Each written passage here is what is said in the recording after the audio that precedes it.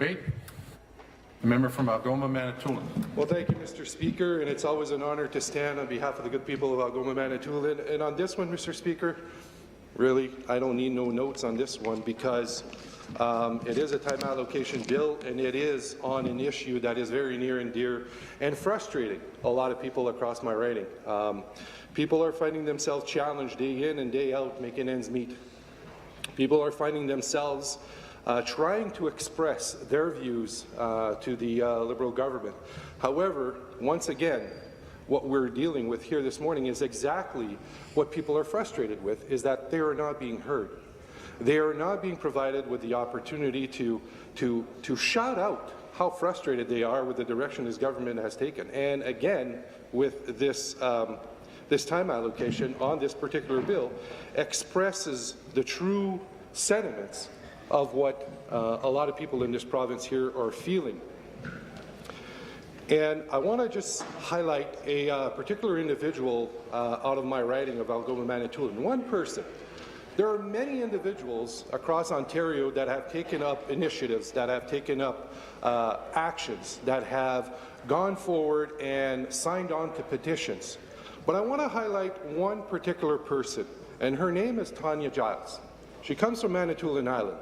One person decided and said, I am going to be a difference maker. I am going to spread the message. I am going to initiate an action. I am going to create a discussion so that individuals across Manitoulin Island will be able to express themselves so that we together, and she, just so you know, Mr. Speaker, I presented her petition in the House just last week.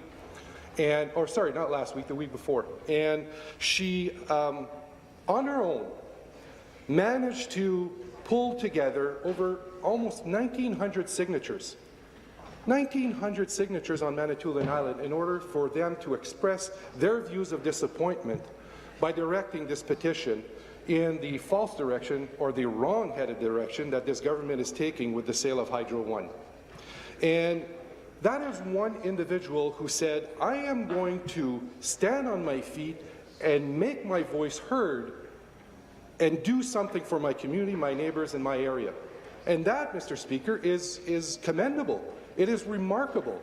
And the problem with that, Mr. Speaker, is too many people are forced or in that position in order to have their voices heard, and making sure that their views are being expressed here at Queen's Park.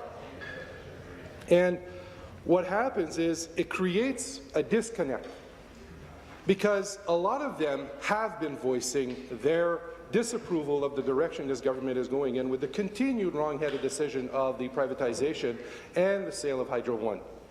A lot of people have been asking this government, get off of that direction. It is not reflecting what we want. We didn't vote for this. We are disappointed with the direction of the Kathleen Wynne government. We don't want this to proceed. We see what is happening to our hydro bills day in and day out, each and every month. We are struggling, and you are not listening to us.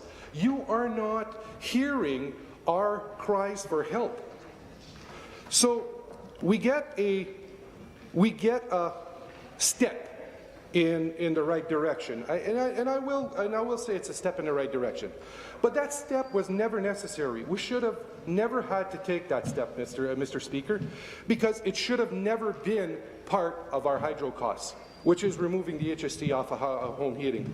So those are some of the things that individuals across my riding of Algoma-Manitoulin are extremely frustrated with.